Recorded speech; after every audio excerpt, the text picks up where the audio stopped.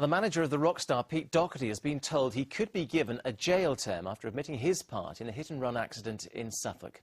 Andrew Boyd, who's 42, appeared at Ipswich Crown Court accused of various offences relating to the crash in Hadley on September the 27th of last year. Pedestrian Chris Corder was seriously injured in the collision and remains in a coma at the Royal London Hospital. He was delivering parish newsletters when he was struck. Well, stay with us here on Anglia tonight. All the news and sport from where you live coming up next. Amanda is here with the full weather forecast. The big chill seems to be back. My goodness. And we've got some animal magic for you too.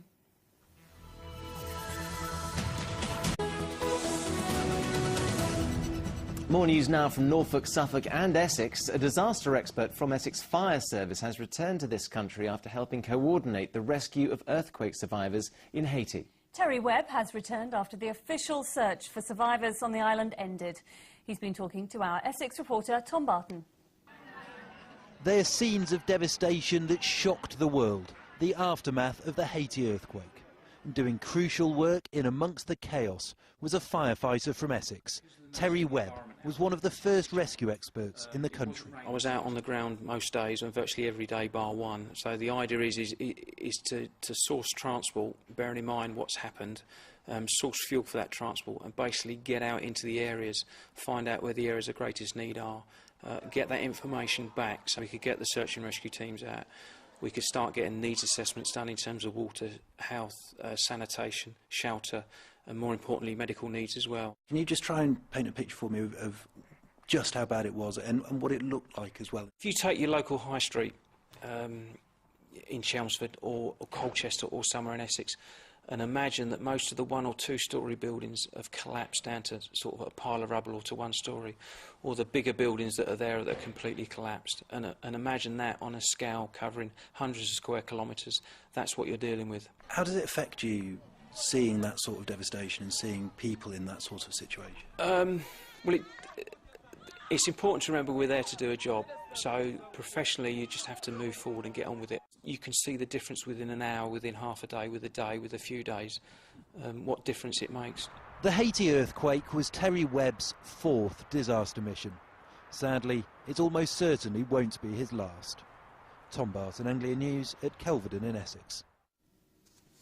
The funeral has taken place today of a soldier from Cambridgeshire who was killed in Afghanistan.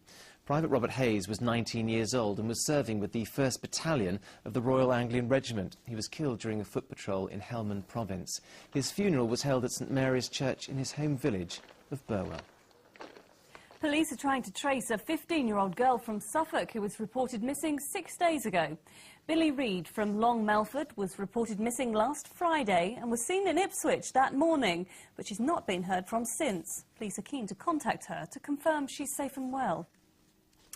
A Norfolk nurse who specialises in care and support for patients with serious neurological conditions has been given a national award.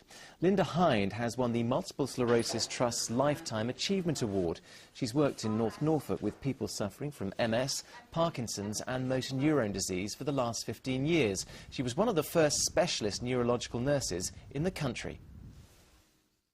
I think people retire to North Norfolk. We've always, historically, North Norfolk's always had a large neurological population, which was one of the reasons the post was initiated in the first place.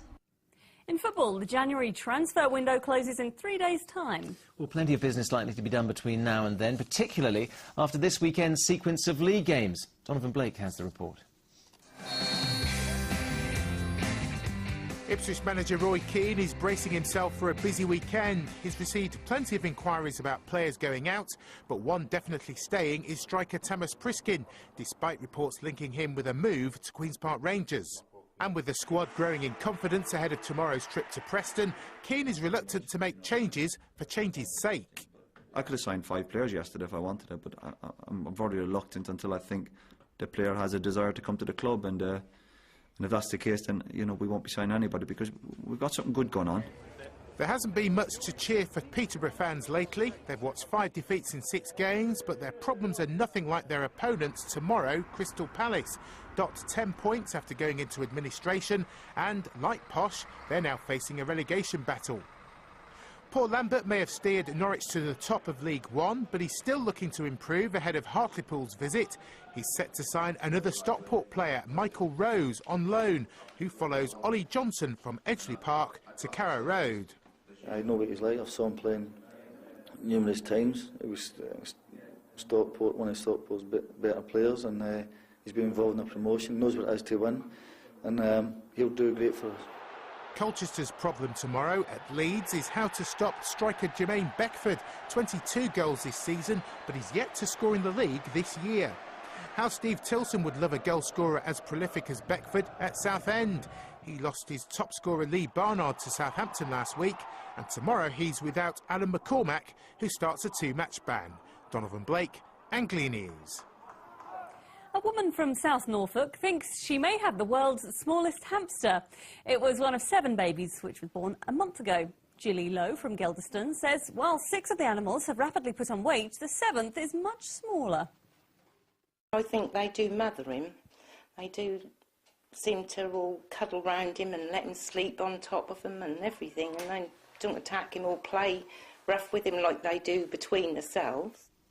Similar size but much more valuable, a half-smoked wartime cigar which once belonged to Winston Churchill sold for £4,500 at auction in Norfolk today. The cigar was abandoned by Churchill when he dashed away for an urgent wartime cabinet meeting.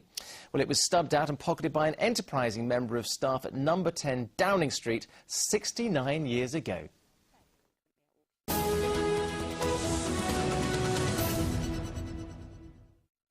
Now it's a tale of love, betrayal and divorce set nearly 500 years ago. Even now, the Tudor soap opera surrounding Henry VIII and his 6 wives fascinates historians and pretty much everyone else.